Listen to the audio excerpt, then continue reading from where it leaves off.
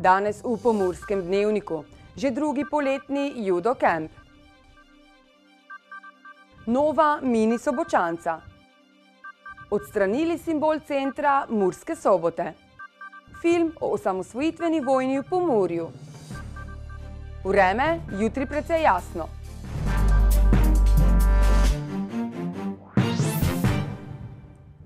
Gledalke in gledalci, lepo pozdravljeni v Pomurskem dnevniku. Judo klub Štorklice so organizatorji je letos organiziral že tradicionalni drugi poletni judo kamp, ki je potekal od 4. do 7. julija v Murski Soboti. Udeleženci kampa so poleg juda spoznali še številne druge aktivnosti. Poletnega judo kampa se lahko udeležijo vsi. Tisti, ki judo že poznajo, pa tudi začetniki, stari od 4 do 10 let.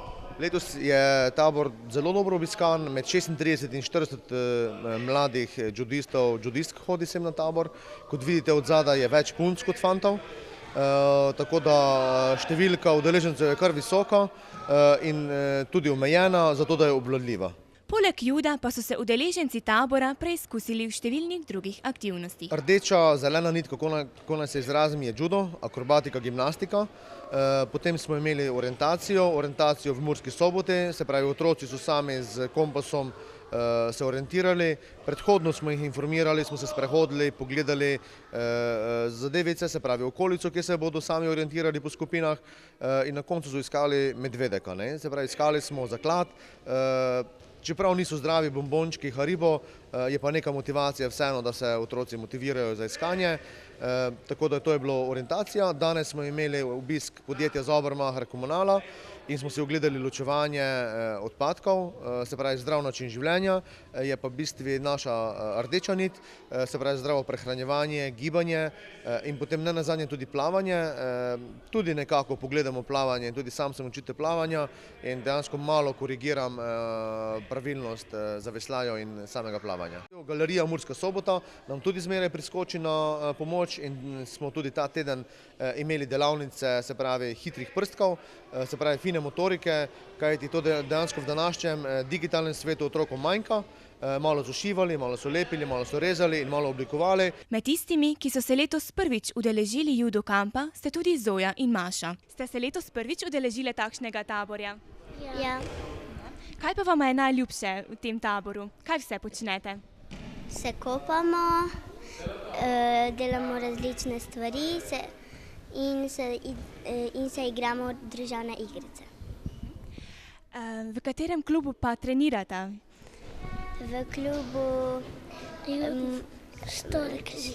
Štorklica, Murska Sobota. In kaj vam je osebno najljubše na tem taboru? Kopanje. Da je na judo kampu vedno zanimivo, lahko potrdita Nejc in Kaja, ki sta se kampa udeležila že večkrat. Kaj pa vam je najljubše na tem taboru? Kaj najraje počneta? Se kopava. Kopamo in delamo gimnastiko. Pa se boste v prihodnje še udeleževala takšnih taborov? Jaz se bom. Tudi ti. Sta bila letos prvič na taboru ali imata že izkušnje s taborami? Že dostikrat sem bil na taboru. Jaz sem bila do zdaj vsakič. In kdo ve, mogoče pa bodo ravno na judo kampu kluba Štorklice odkrili novega svetovnega ali olimpijskega prvaka.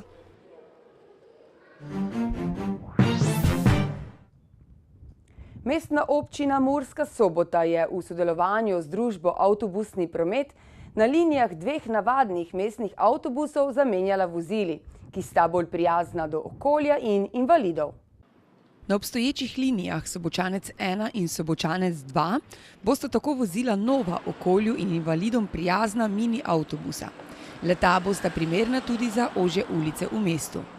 Župan mestne občine Murska Sobota Aleksander Jevšek je poudaril, da s takimi projekti Sobočanca le dvigujejo na višjo raven, ne pa ga ukinjajo, kot je bilo pogosto slišati v preteklosti.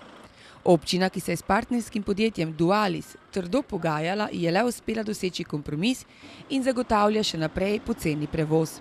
Nabava novih avtobusov pa je najava razvoja tega projekta tudi v primestnih naseljih, kar je pogosto izražena želja občanov. Prednost novih dveh mini avtobusov je poleg bolj ekološke vožnje še mehanska invalidna ploščad, invalidom in mamicam z vozički omogoča lažji vstop v vozilo. Retro mini avtobusa znamke Iveco imata 20 sedišč in 2 dodatni sedišči, sprejmeta pa 38 potnikov.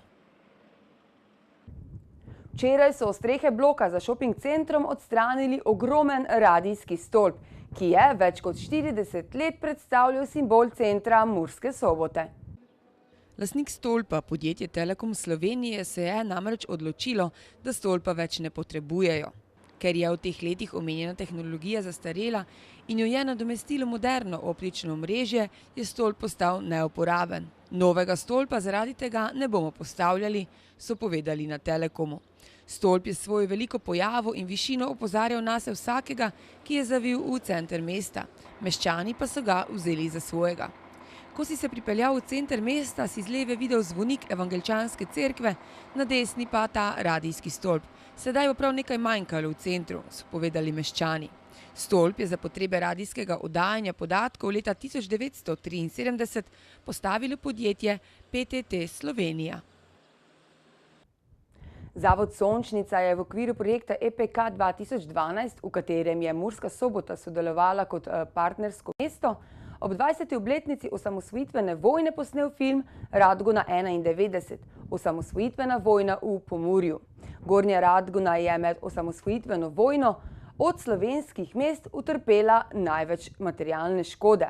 Murska Sobota pa je bila po drugi svetovni vojni prvo iz zraka raketirano mesto v Evropi. Po 15-urnih pogajanjih Evropske unije ter slovenske, hrvaške in zvezne delegacije je bil 7. julija 1991 na Brionih podpisan dokument, s katerim se je končala 10-dnevna osamosvojitvena vojna za Slovenijo. S podpisom Brionske deklaracije so bile ustavljene sovražnosti na ozemlju Slovenije. Slovenska stran je za dobo 3 mesecev zamrznila svoje osamosvojitvene aktivnosti, kljub temu pa sta slovenska vojska in policija ohranili popolno suverenost na slovenskem ozemlju. Mnogo je tistih, ki so ogromno žrtvovali za samostojnost, pa niso bili nikjer javno omenjeni in pohvaljeni. Film, v katerem želimo to krivico popraviti, je verodostojni opis in prikaz dogajanja v 10-dnevni osamosvojitveni vojni na območju Prekmurja in Prlekije, so v premieri leta 2012 zapisali avtorji filma, ki prikazuje mnoge še neobjavljene arhivske videoposnetke in fotografije, ki so jih odstopili domačini in prostovoljci v osamosvojitveni vojni. Dokumentarni film Radgona 1991, osamosvojitvena vojna v Pomurju, bo na sporedu osrednje pomurske televizije TV Ideja v soboto 9. julija ob 20:30 in v nedeljo 10. julija ob 22. V pomurskih termah so v tem poletju pripravili zanimivo dogajanje, kamor spadajo tudi kulinarični dogodki, poimenovani Mala Južina.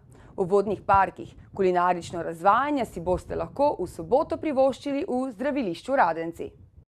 V projektu, ki so ga poimenovali Mala Južina, je za sodelovanje vseh 5 term v severovzhodnem delu Slovenije in ustvarjanju lokalnih obarvanih jedi pred gosti na enem mestu. Potujoča kuhinja se bo ustavila v zdravilišču Radenci in potem naslednji 2 soboti še v termah Banovci in v termah Ptuj. Prekmurske, štajerske in prleške kuharske poslastice kuharskih mojstrov bodo lahko obiskovalci vodnih parkov preizkušali kar v kopalkah ob bazenih. Ste žrtev nasilja in vas zanima kam po pomoč? Potem obiščite spletni medij sobotainfo.com, ki vam razkriva, kako in kdo vam lahko pomaga. Mi pa si poglejmo še kratke novice.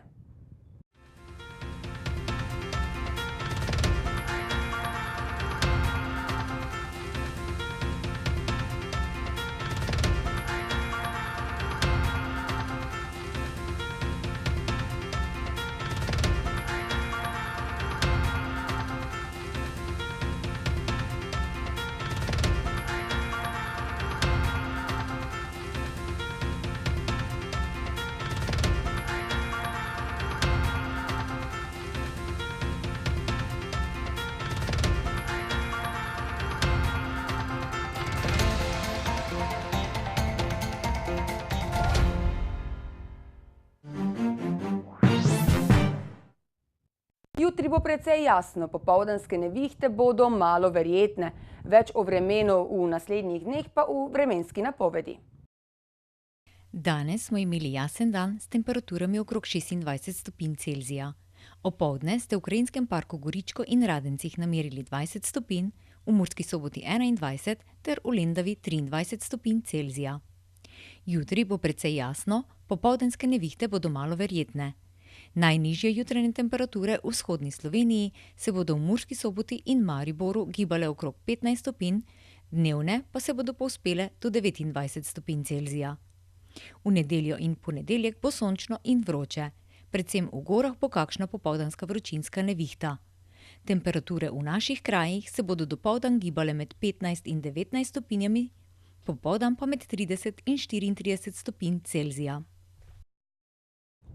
Toliko smo vam pripravili v današnjem Pomurskem dnevniku. Za več informacij obiščite našo spletno stran www.tvideja.si. Nasvidenje do prihodnjič.